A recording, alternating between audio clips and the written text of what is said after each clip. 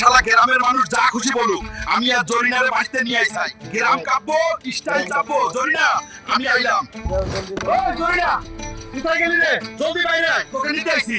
আরে কেউ ঘরই নাই, কথাবার্তা কিছুই নাই। কি খবর রে? জরিনাকে কিছু গুন্ডা এসে ধরে নিয়ে গেছে রে। কি?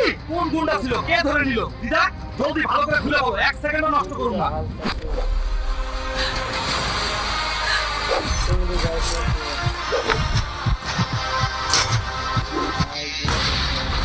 তোমার জরিনাকে ওইদিকে কয়েকটা জল পড়া ধরে নিয়ে গেছে।